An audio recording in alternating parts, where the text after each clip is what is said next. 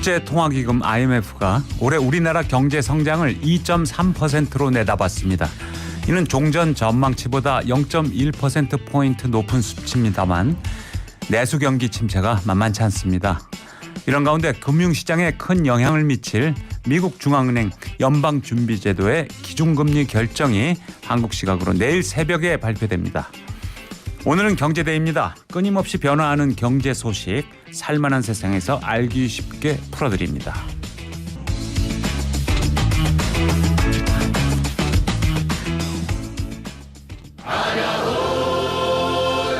오늘 새벽 아시안컵 한국과 사우디의 16강전 대단했습니다. 조규성의 헤딩골로 동점을 만들고 결국 승부차기 4대2 승리. 극적인 승부였죠. 선수들의 열정이 빚어낸 멋진 승리였습니다.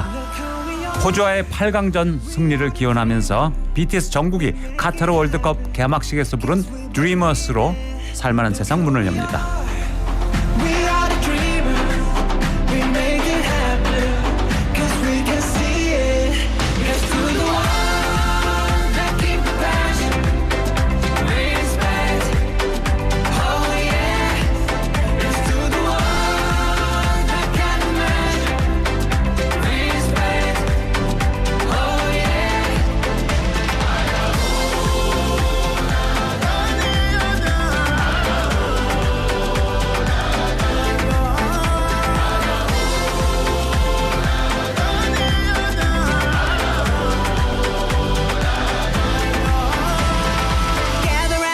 Look at me.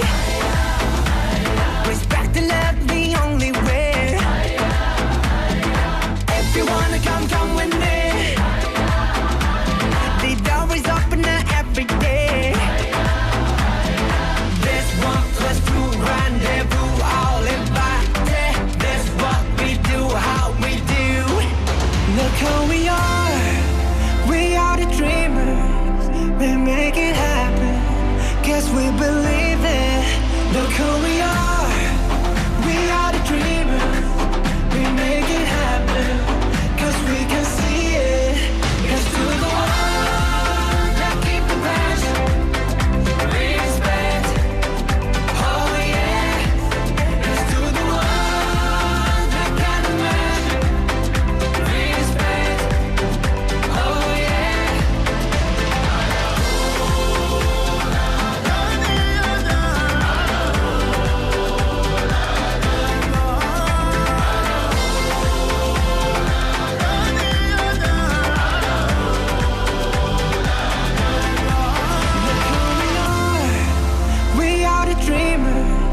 We make it happen.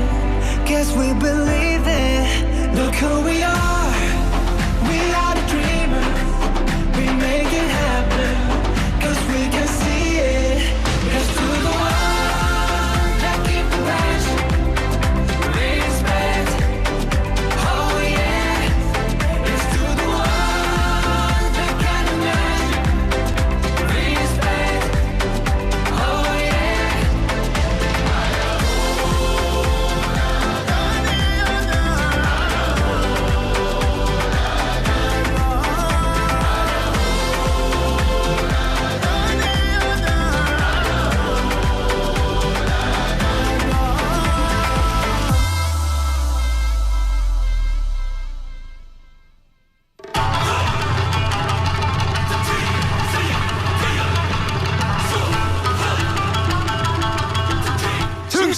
증시 황! 살만한 세상 수요일에는 경제의 흐름을 짚어봅니다. 고금리와 경기 침체가 길어지면서 부동산 시장이 얼어붙었습니다. 지난 1월 10일이죠. 정부가 새해 첫 부동산 대책을 내놓았는데요. 정부의 부동산 규제 완화책의 내용과 부동산 시장 전망, NH투자증권 김열매 연구위원과 알아보겠습니다. 김열매 위원님 전화 연결됐나요? 안녕하십니까? 네, 안녕하세요. NH투자증권 김열매입니다. 네, 위원님 새해 부동산 시장 꽁꽁 얼었다고 하는데요. 금융위기 때하고 좀 분위기가 비슷하다 이런 얘기도 있고요. 지금 어떻습니까? 제가 보기에는 금융위기 때보다는 나은 상황이라고 보는데요. 금융위기는 너무 극단적이었고 지금 상황이 좋냐라고 하면 사실 굉장히 얼어붙어 있는 것은 사실입니다. KB국민은행에서 매월 발간하는 1월 월간 보고서에 따르면 전국 주택 매매 가격이 0.12% 하락했습니다. 월간으로 0.12 하락은 크지 않아 보일 수 있지만 이거를 12개월로 환산해서 보시면 연간으로 그래도 한 2% 정도는 하락할 수 있는 거라서 상당히 낙폭이 작지 않다라고 볼 수 있고요. 전국 주택보다 지금 아파트가 단독 다가구보다 더 많이 하락하는 것으로 나타나고 있는데요. 아파트가 그럼 더 나빠서 그러는 거냐? 그게 아니라 단독주택이나 다가구주택, 빌라 같은 연립주택들은 거래가 거의 안 되다시피 하다 보니까 가격 조정이 오히려 적어 보이는 것일 뿐 실제 상황은 굉장히 좋지 않습니다. 23년 9월, 10월 정도에 잠깐 좀 회복이 됐던 시장이 11월 정도부터는 다시 거래가 소멸되고 있는 상황이고요. 거래량이 거의 없다시피 한 가운데 하락폭이 좀 커지고 있는 좋지 않은 상황입니다. 네. 매매 가격은 좋지 않은데 반면에 지금 전세 가격 같은 경우는 23년 9월부터 5개월 연속 상승세를 보이고 있고요. 이것도 지금 수도권하고 지방을 나눠서 보시면은 서울 아파트는 전세 가격이 상승하고 있고 상승폭도 크지만 지방 같은 경우에는 매매 전세 할 것 없이 지금 좋지 않은 상황이 계속해서 이어지고 있습니다. 네, 1월 10일이었죠. 정부가 새해 첫 부동산 정책 내놨는데요. 핵심 내용을 정리해 주시겠습니까? 네, 그 발표한 정책의 제목이 국민 주거 안정을 위한 주택 공급 확대 및 건설 경기 보완 방안입니다. 이게 약간 이제 조심스러운 측면이 있는 게요. 건설 경기 활성화까지는 아니고 지금 주택 공급이 너무 줄어 있으니까 요거를 조금 확대를 시켜보자. 그리고 건설 경기는 지금 계속 나빠지고 있는데 침체를 어느 정도는 좀 방어를 해보자라는 정도의 정책적 의지를 보여줬다라고 볼 수가 있습니다. 네, 적극적인 활성화 정책은 아니라는 거죠. 그렇죠. 아직까지는 그렇게까지는 아니고요. 지금 부동산 PF 시장의 부실 위험이 확산되고 있으니까 요거를 조금 경감시키면서 PF 부실 때문에 사업을 진행을 못하고 있어요. 그래서 주택 공급을 늘리기 위한 그런 방안들을 내놨습니다. 크게 보면은 일단 PF 보증이 지금 문제가 되고 있기 때문에 25조 원 정도를 정부가 허그 주택도시보증공사의 보증을 통해서 정상 사업장을 좀 돌아갈 수 있도록 고금리 대출 사업장을 조금 저금리 대출로 대환해서 진행할 수 있도록 하는 정책이 나왔고요. 또 도심 같은 경우에는 공터가 없기 때문에 결국 재개발 재건축을 통해서 공급을 해야겠죠. 그러다 네. 보니까 준공 30년이 넘은 건축에 대해서는 안전진단을 좀 나중에 하고 재건축을 일단 착수할 수 있도록 추진이 설립을 허용하는 이런 안도 내놓았고요. 그리고 기존에 지정된 3기 신도시도 좀 착공을 가속화하겠다. 그리고 1기 신도시에 대한 재건축도 지원을 강화하겠다. 이런 정책들을 내놨고 또 이거는 이제 공급 측면이라면 지금 지방 같은 경우는 매수하려는 주체가 아예 없는 상황이거든요. 그러다 보니까 지방은 수요를 촉진하겠다. 그래서 인구 감소 지역 같은 경우에는 1주택을 추가 구입할 경우에 1주택 특례를 유지해주겠다라는 정책들도 반영이 됐습니다. 네, 재건축 시장이 약간 좀 좋아질까 좀 예상이 되기도 하는데 말이죠. 그런데 이게 법 개정 사항이 많더라고요. 국회에서 도와주지 않으면 뭐 법 개정 안 되고 그러면은 이제 공허한 예상에 끝나는 걸 수도 있겠는데 말이죠. 어떻습니까? 네, 맞습니다. 지금 이번에 나온 내용들 중에 이게 다 통과가 된다면 말씀하신 것처럼 재건축에 대한 기대감이 생길 법도 한데요. 재건축 관련해서는 예를 들면 안전진단 통과 의무 시기를 조정한다. 요거는 도시정비법을 개정을 해야 되고요. 그리고 신축 소형주택을 취득하면은 이 원시취득세를 감면해준다. 이런 세금 감면 같은 경우에는 지방세 특례제한법 개정들이 필요합니다. 그리고 일부는 주택법 개정안이 필요하다던가 아니면 민간임대주택법 개정안이 필요하다던가 국회를 통과해야 되는 대책이 꽤 많이 있습니다. 대표적으로 보면요. 이번 정책 전에 이미 23년 1월에 나왔던 정책에서 분양가 상한제 주택의 실거주 의무를 폐지하겠다 발표를 해서 주택법 개정안이 지난해 2월에 발의가 됐는데요. 지금 11개월째 국회에 계류 중입니다. 그러니까 이번 정책도 마찬가지로 다양한 법안들을 바꿔야 되기 때문에 정책은 발표가 됐지만 실제 국회를 통과하기까지는 실효성에 대해서 시장에서 조금 의구심을 가지고 있는 거죠. 특히 이 분양가 상한제 같은 경우, 분양가 상한제 주택의 실거주 의무 같은 경우는 21년 2월 19일 이후에 분양한 수도권 분양가 상한제 아파트가 전부 대상입니다. 그래서 최초 입주일부터 2에서 5년간 전세를 주지 못하고 아니면 매도도 못하고요. 2에서 5년간 실거주를 의무화하는 법안이었는데요. 네. 무려 전국의 72개 단지 4만 8천 가구가 지금 여기에 해당이 됩니다. 근데 작년에 정책은 나왔지만 아직 통과를 못했기 때문에 다들 이 법안이 어떻게 되는지를 지켜보고 있는 상황인데요. 지금 최근에 언론 보도에 따르면 민주당에서 제안을 했다. 요거를 아예 없애지는 말고 3년간 유예 기간을 주자. 유예하자. 무슨 얘기냐면 네, 최초 입주일부터 바로 실거주를 의무화하는 거는 너무 부담스럽다. 왜냐하면 청약 당첨자가 당장 기존 집을 처분하지 못하거나 전세 보증금을 빼지 못해서 못 들어갈 수도 있기 때문에 그렇죠. 이 기간을 3년 정도를 좀 유예를 해주자라고 민주당이 제안을 했습니다. 그래서 이게 지금 어떻게 될 건지를 좀 지켜봐야 되는데요.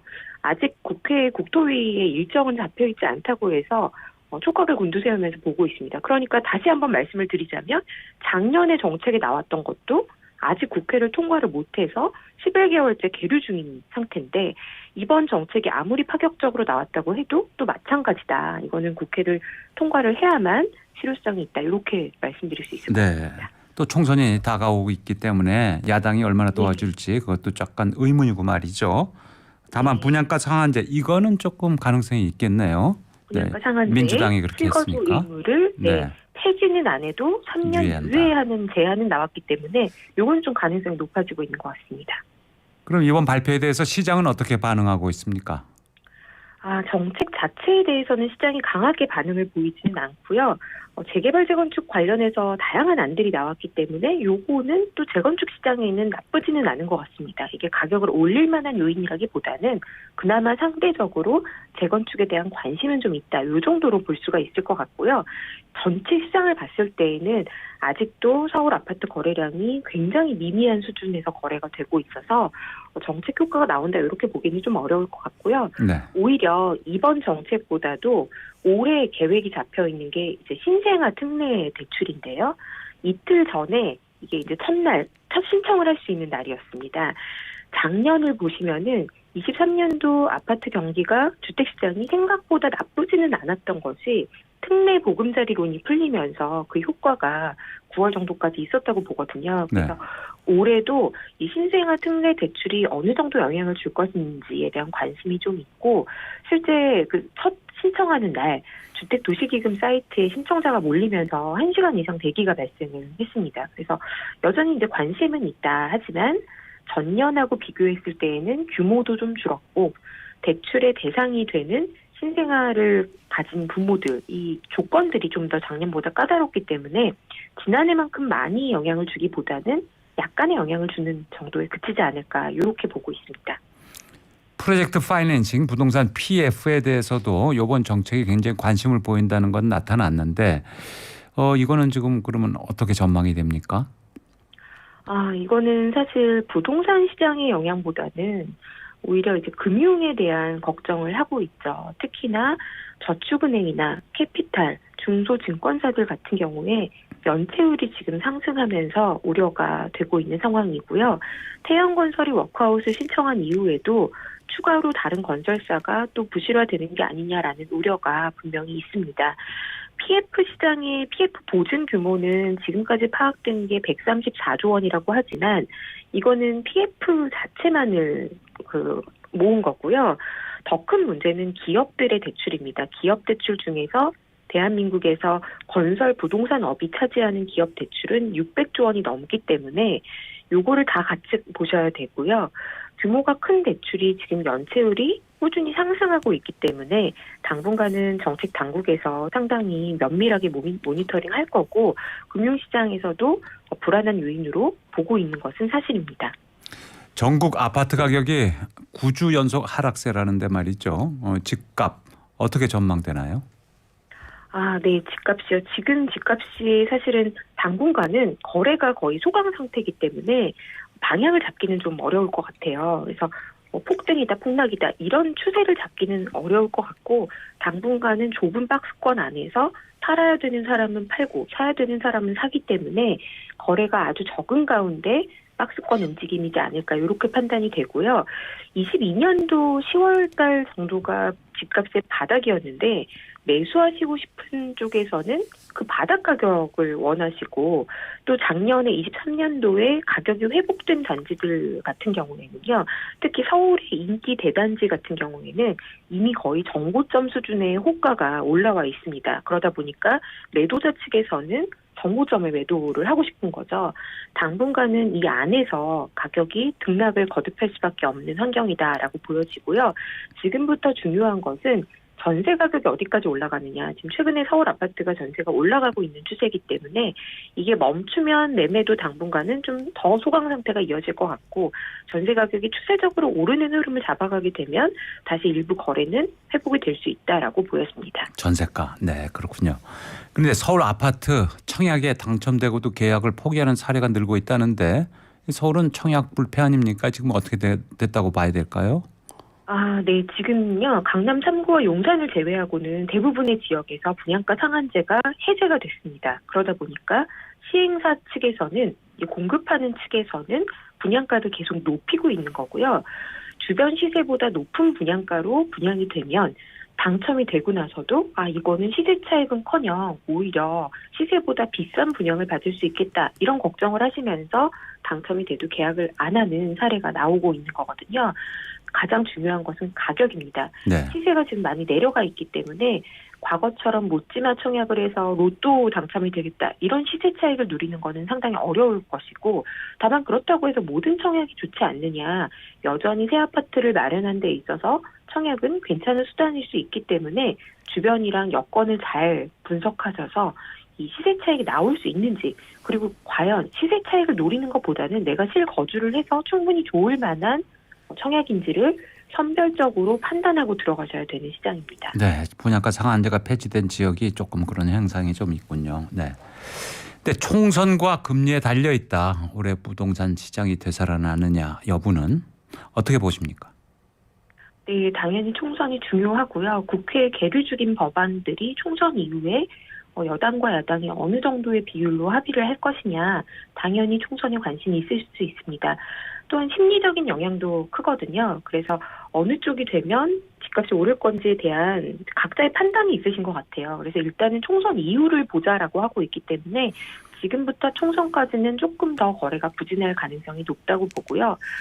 사실 총선보다 더 중요한 것은 대외 환경이고 금리입니다.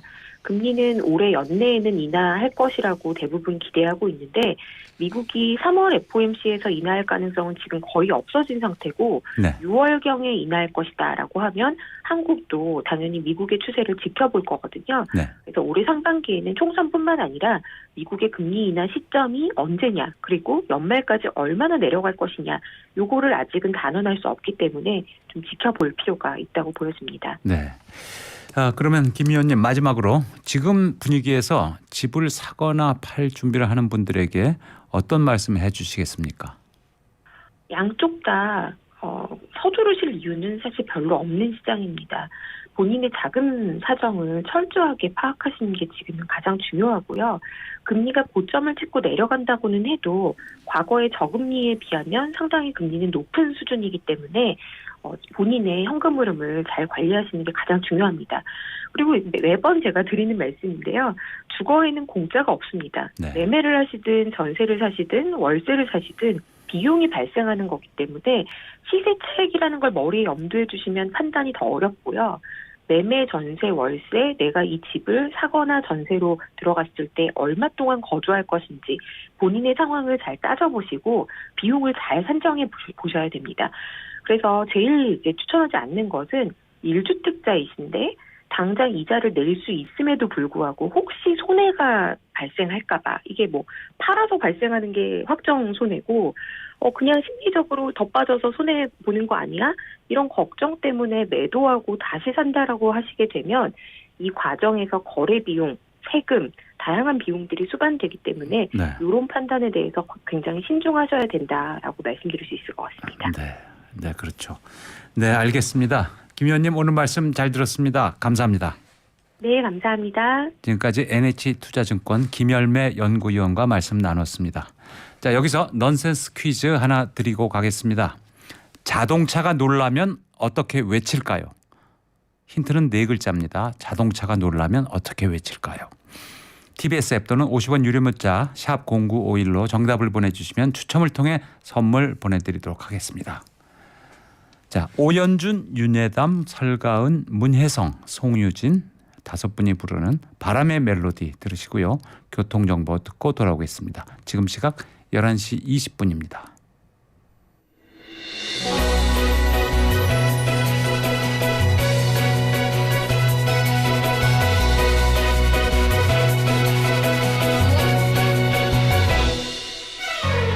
난 날아올라 내 꿈을 위해 비밀 날개를 달고 누구보다 난 설레요. 가끔은 뒤로 밀려난데도 숨을 한 번 꾹 참고 힘주고 걸음을 디뎌. 또 어두운 밤이 온데도 난 행복한 걸 꿈을 꾸는 순간조차 날고 있으니까. 아침이 오면 들리는 소리 온 세상이 숨 쉬는 소리 햇살 틈으로 울리는 소리 온 세상이 잠드는 소리 더욱 가까이 기대도 된다는 바람결이 노래하는 멜로디.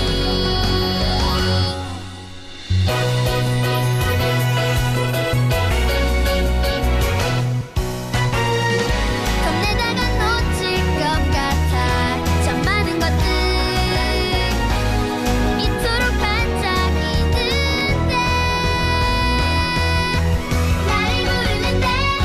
아침이 오면 들리는 소리 온 세상이 숨 쉬는 소리 햇살 틈으로 울리는 소리 온 세상이 잠기는 소리 더욱 가까이 기대도 된다는 바람결이 노래하는 멜로디.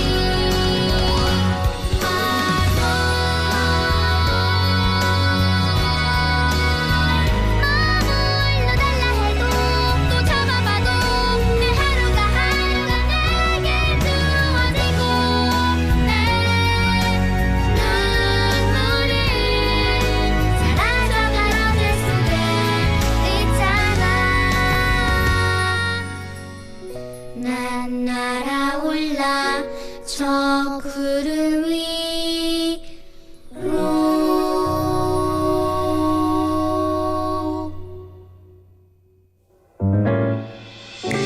당신이 있는 곳에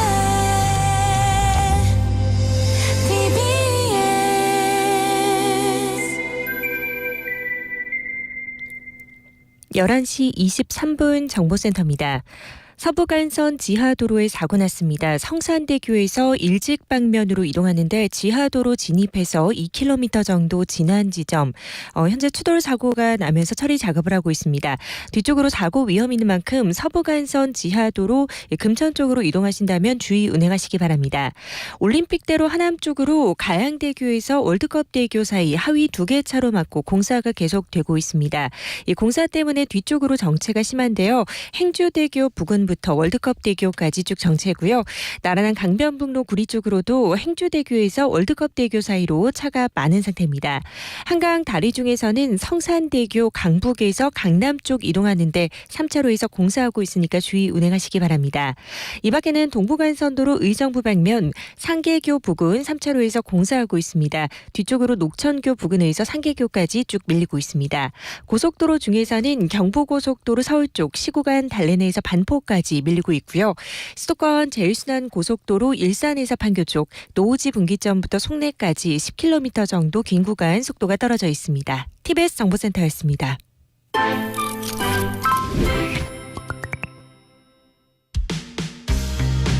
잠시 뒤 TBS 고품격 교양 프로그램 살만한 세상 서주원입니다. 2부가 시작됩니다.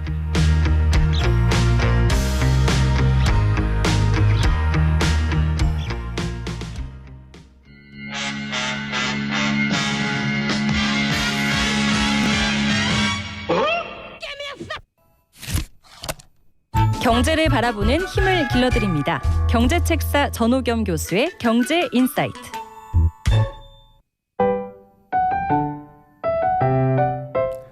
수요일은 살만한 세상의 경제책사 전호겸 교수와 일상생활에 숨어있는 재미있는 경제 이야기를 재미있게 풀어봅니다.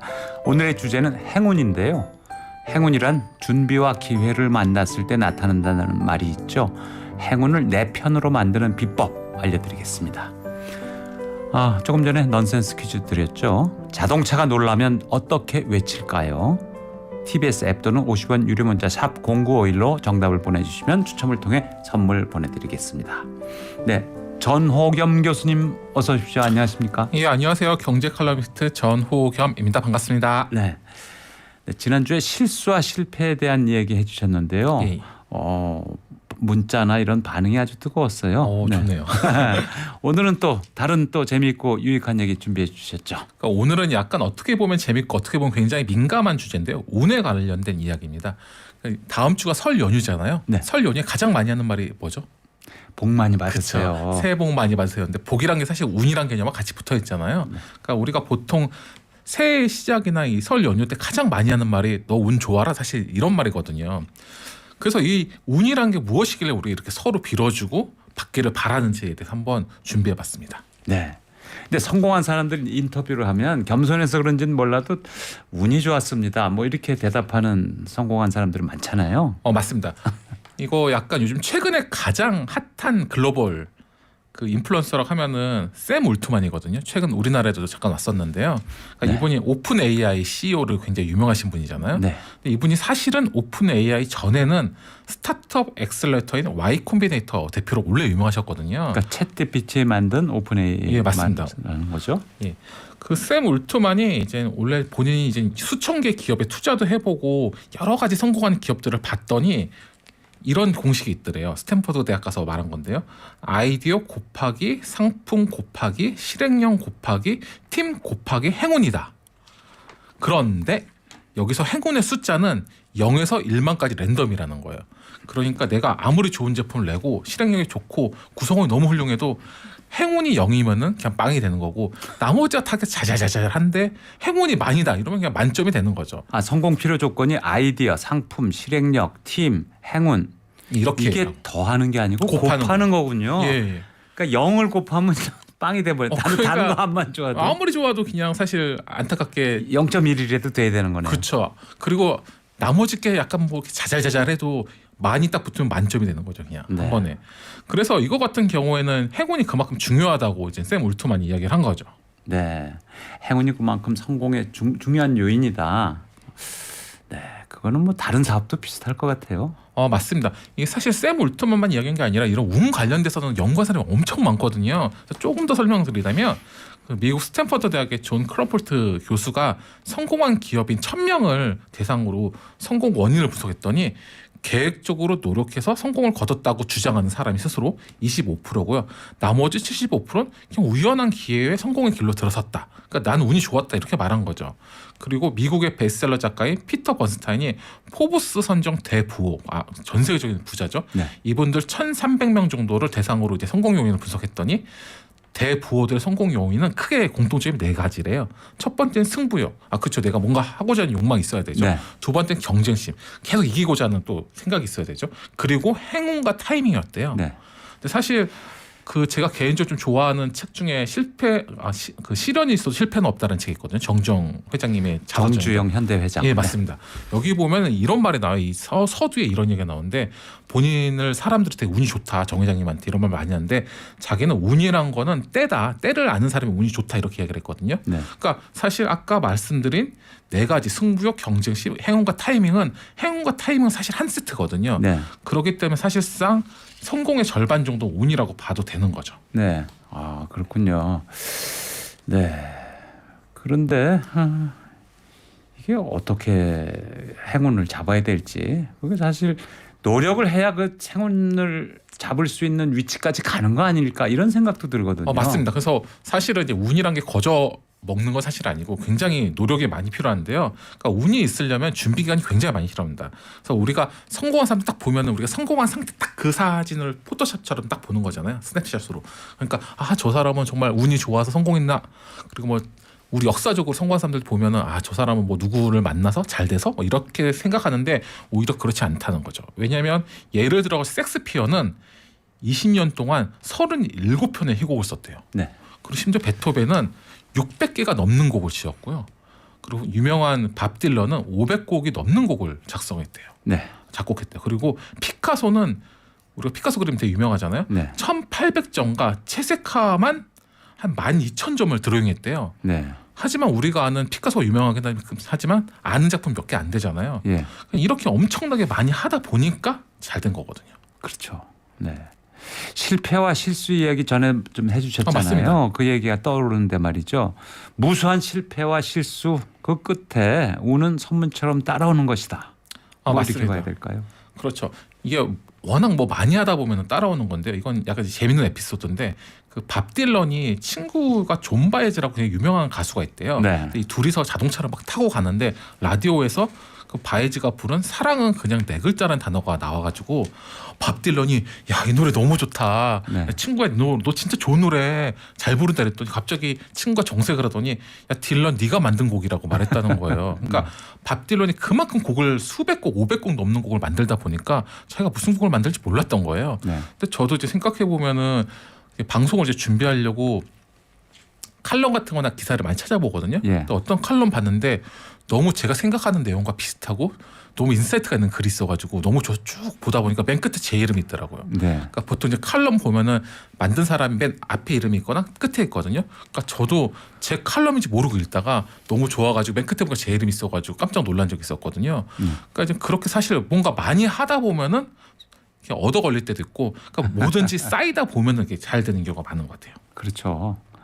그 한 번 성공한 예술가는 또 다음번에도 성공한다. 이런 말도 있지 않습니까? 맞습니다. 굉장히 유명한 다비치 효과라고 부르는데요. 그러니까 보통 이제 성공을 한번 하면 유명해지니까 그 유명세를 통해서 또 다음에 유명해지는 거죠. 그러니까 예를 들어가지고 한번 유명한 그 가수나 연예인들은 다음에 곡을 내면 또 잘 되는 게 높잖아요. 더 높죠. 비싼 가격으로 또 스카웃되기도 하고요.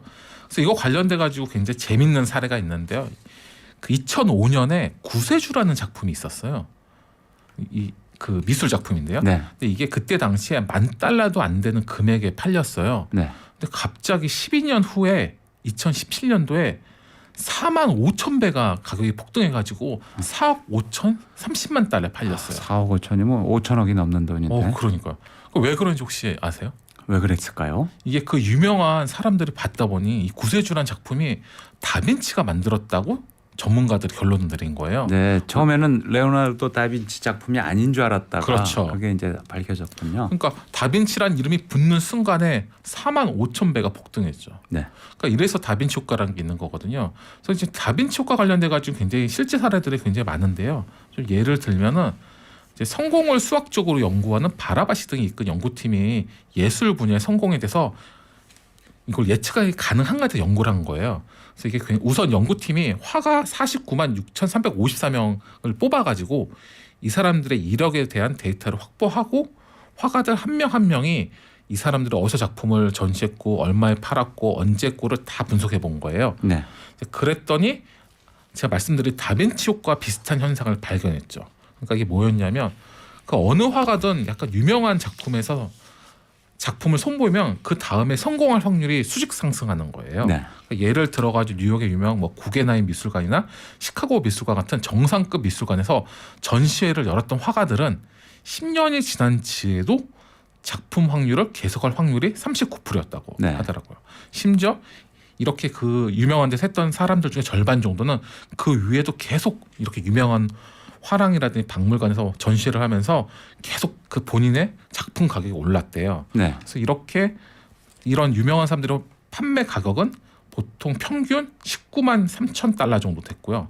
반대로 이렇게 명망 없는 화랑, 그러니까 이름 없는 보통 미술관이나 이런 데서 전시했던 사람들은 미래가 밝지 않았대요. 그래서 봤더니 이 유명한 데서 한 번도 본인의 작품을 못 걸었던 사람들은 10년 뒤에 86%가 작품 활동을 안 하고 있었대요. 그러니까 못한 게 아예 작품 활동 적고.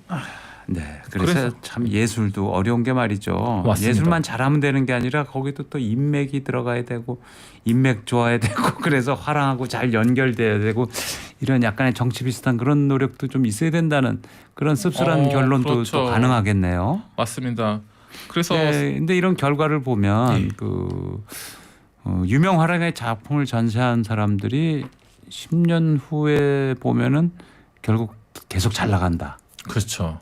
오래 지난 뒤에 봐도. 그리고 만약에 못한 사람 같은 경우에는 사실상 거의 89.8% 정도는 아예 본인 화가 업을 그만뒀다는 거죠. 뭐 잘 나가고 이런 문제를 떠나서 아예 업 자체를 이제 그만두게 되는 거죠. 네.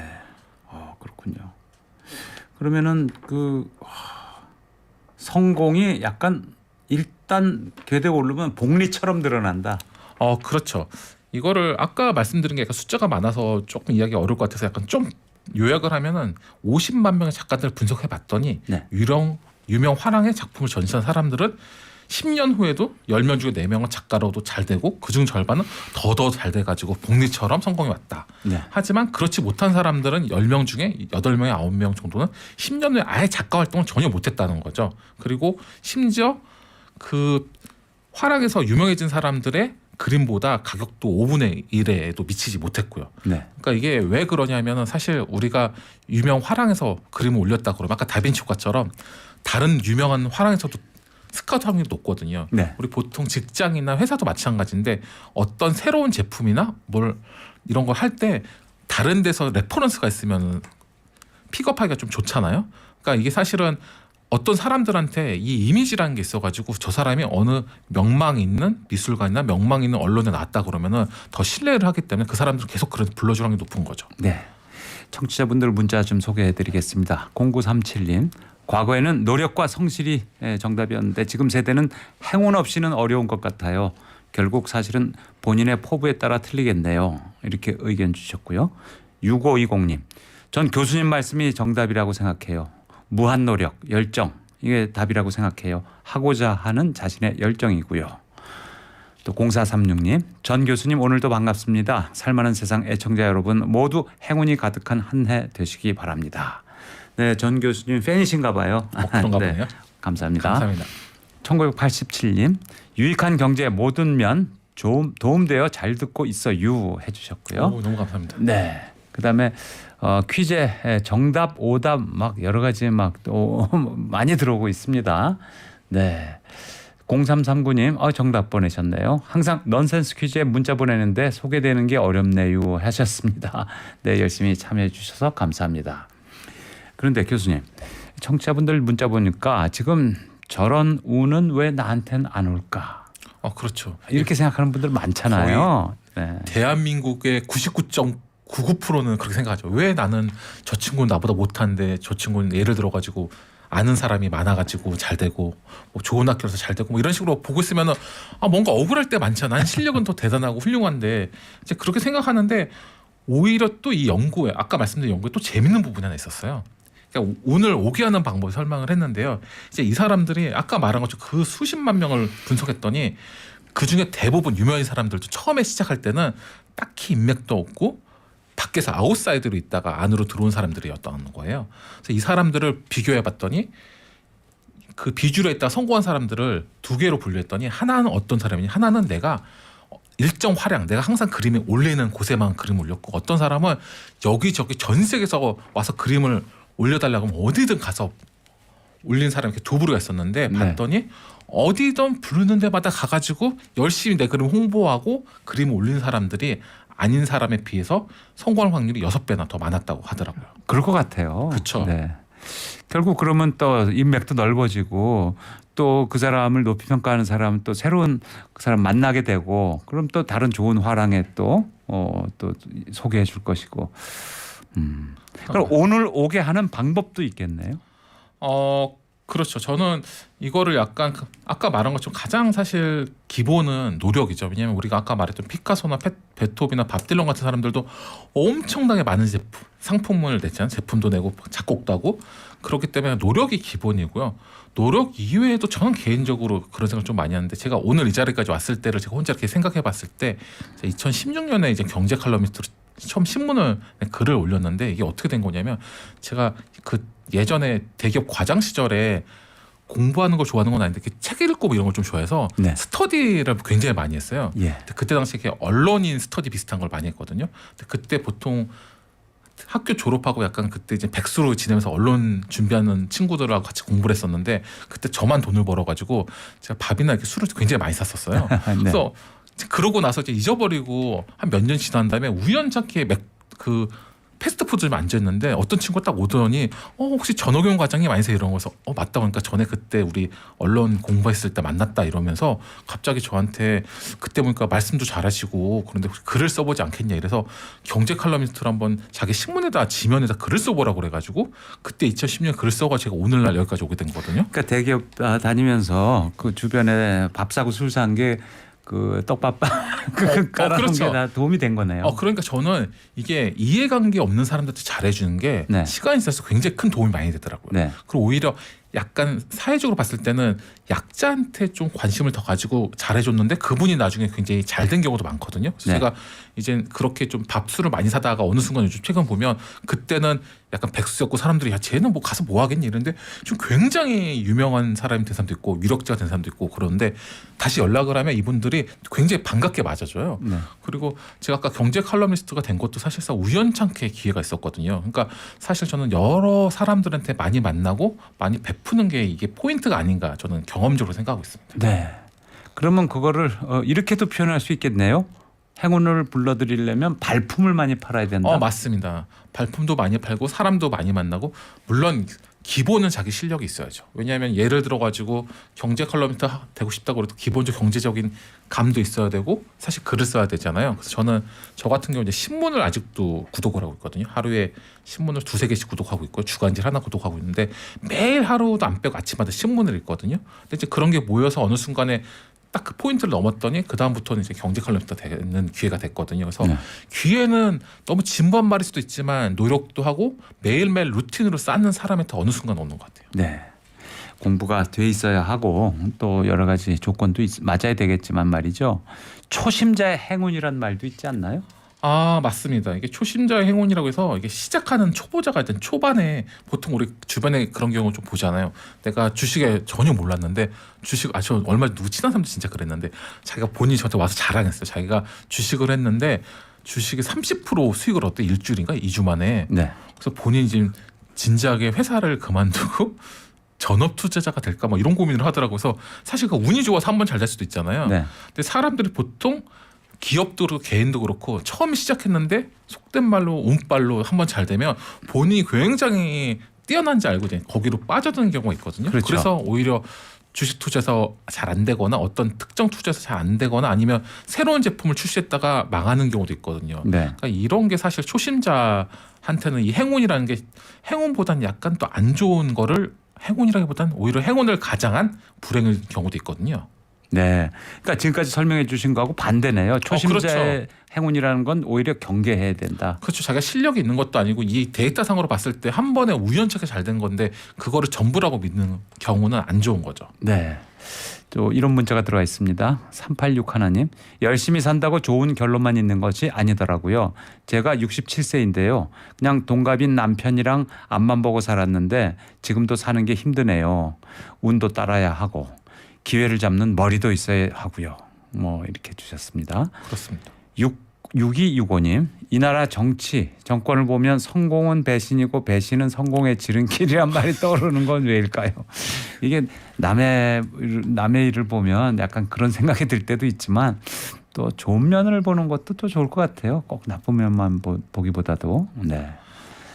그렇죠. 그러니까 보면 사실 제가 이게 아까 처음에 서두에서 말했지만 이 운이라는 게 굉장히 재밌으면서도 굉장히 약간 어떻게 보면 굉장히 어떤 사람 입장에서는 굉장히 또 싫은다는 수도 있거든요. 왜냐하면 스스로가 운이 좋다고 생각하는 사람보다는 운이 안 좋다 생각하는 사람이 더 많고 남들의 이런 성공을 봤을 때는 굉장히 쉽게 되는 것처럼 보이는 경우가 굉장히 많거든요. 근데 제가 봤을 때는 운이 좋고 안 좋고는 사실상 자기가 관뚜껑 닫을 때까지 알 수 없는 것 같아요. 왜냐하면은 전에 그 한번 나이 관련해서 얘기할 때 저희 미국에서 굉장히 유명한 음악상의 신인상을 받았던 분이 이제 90대에 받으신 할머니가 계시거든요.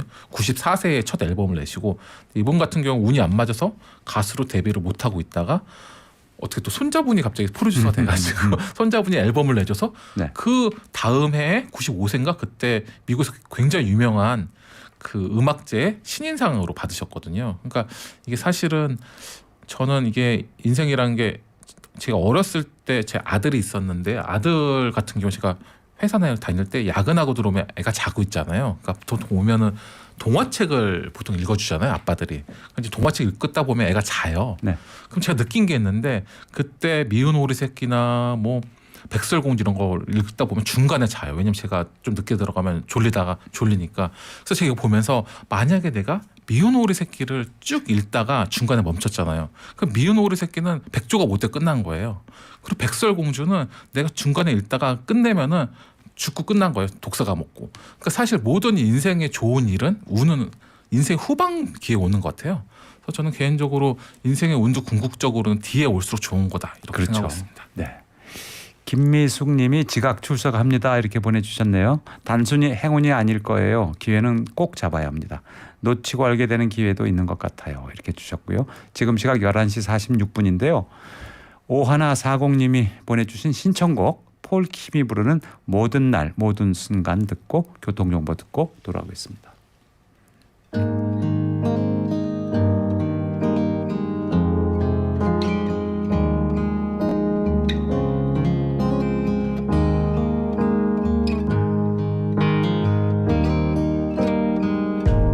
네가 없이 웃을 수 있을까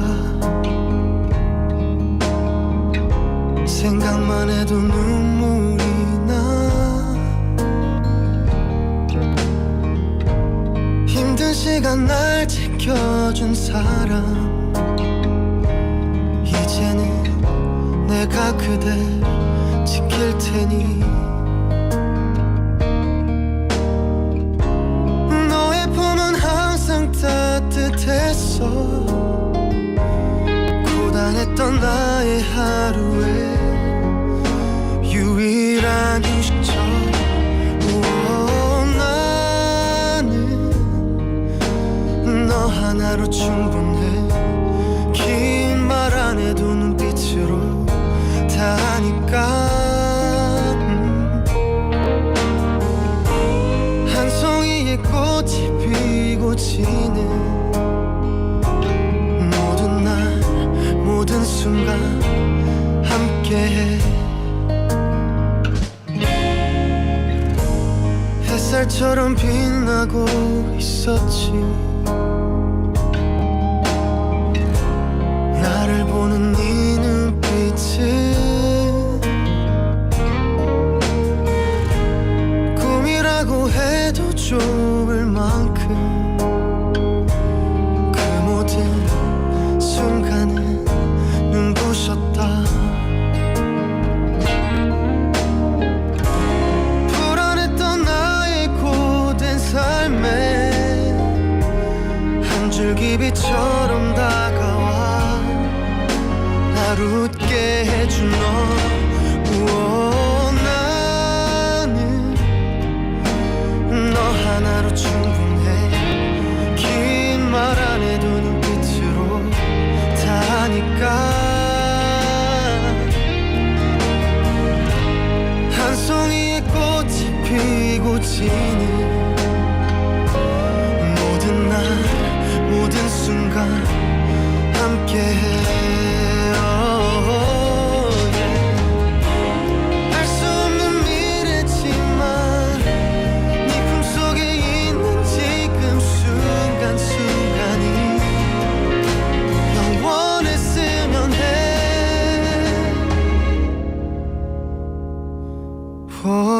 갈게 바람이 좋은 날에 햇살 날 눈부신 어떤 날에 너에게로 처음 내게 왔던 그날처럼 모든 날 모든 순간 함께해.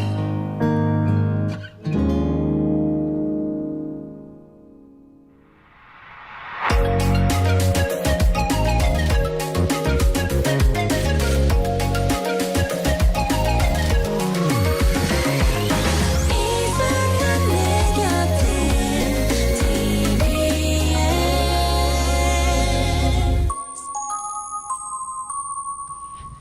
교통정보입니다. 행주대교에서 가양대교까지 가는데 올림픽대로와 강변북로 모두 30분 가까이 걸리고 있습니다. 어제 올림픽대로 하남 쪽으로 가양대교 조금 지난 지점에서 작업이 새롭게 시작됐는데요. 24시간 계속되고 또 2월 4일 밤 11시까지 이어지는 작업이다 보니까 여파도 계속되고 있습니다. 가양대교 조금 지난 곳 3차로, 4차로 두 개 차로가 통제되고 있어서 오늘 출근길에도 많이 막혔고요. 지금도 행주대교에서 가양대교까지 많이 밀리고 있습니다. 강변북로 같은 구간도 우회 차량들이 좀 몰리다 보니까 역시 어렵기는 마찬가지고요. 동부간선도로 의정부 쪽으로 노원교 조금 못 간 지점 3차로에서도 시설물 보수 작업을 하고 있어서 녹천교부터 속도가 떨어집니다. 또 내부순환로 성수분기점 쪽 연희 조금 지난 지점에서는 3차로 쪽에서 이동하면서 작업을 하고 있기 때문에 이 작업 구간 뒤쪽으로 사용되고 있습니다. 교통정보였습니다. 네, 전 교수님, 그 성공에는 행운이라는 요소가 반드시 들어간다. 맞습니다. 이 설명을 해주셨고, 그런데 수많은 노력이 뒤에 숨어 있는 거다. 대부분의 경우. 그렇죠. 초심자의 행운은 오히려 경계해야 된다. 맞습니다. 이렇게 여러 가지 말씀해 주셨는데 종합해 보신다면은 제 생각에는 궁극적으로 이제 행운이란 거는 사실 노력을 기반하는 거고요. 남들이 봤을 때 행운이라 보지만 행운을 받는 사람 입장에서는 또 너무 당연시하는 경우가 많거든요. 그리고 내가 특별히 노력을 안 했는데도 잘 된 경우도 있어요. 이게 초심자의 행운 같은 경우인데 약간 나 최근에 이제 설 연휴 되면 매일 이렇게 해준 영화가 있잖아요. 뭐 타짜 같은 영화 보면은 그 처음에는 사람들이 일부러 돈을 잃어주잖아요. 그러면은 내가 진짜 뭐 도박의 신인가 뭐 이러면서 막 도박 금액이 올라가가지고 나중에는 한 번에 이렇게 패가망신하는 경우가 있잖아요. 네. 그러니까 이런 것처럼 노력 없이 찾아오는 행운은 사실 행운이라기보다 불행인 경우가 많고요. 네. 그리고 보통 이제 노력을 했는데도 행운이 안 오는 경우가 있어요. 왜냐하면 이게 곧바로 발현되는 건 아니다 보니까 그래서 노력은 항상 흔적을 남기기 때문에 그 흔적이 쌓이다 보면 어느 순간 길이 되고 또 길이 되다 보면 또 성공의 길이 열리다 보니까 네. 우리 살만세 가족분들도 이렇게 행운을 거머쥘 수 있게 많은 노력을 하고 또 행운을 잡을 수 있는 2024년이 되길 바랍니다. 네, 그렇습니다. 행운을 따르려면 노력을 해야 된다. 맞습니다. 세상에 공짜는 없다. 그렇죠. 공짜같이 보이는 게 생겼으면 나중에 꼭 대가를 치른다. 복리로 치를 수도 있죠. 그렇죠. 항상 조심해야 되고요. 맞습니다. 노력해야 되고. 잘 알겠습니다. 전우겸 교수님, 오늘 퀴즈 정답 아셨어요?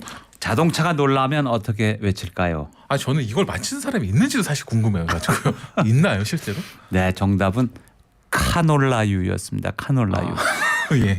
놀라유. 네. 저는 힌트를 이 충청도 사투리라고 힌트를 드리려고 그랬더니 정답 많이 들었는데요. 네. 그러면 이거는 선물은 몇 명이나? 네, 오늘은 아쉽게도 선물은 딱 한 분만. 이것도 운이 있어야 되는 거잖아요. 그렇습니다.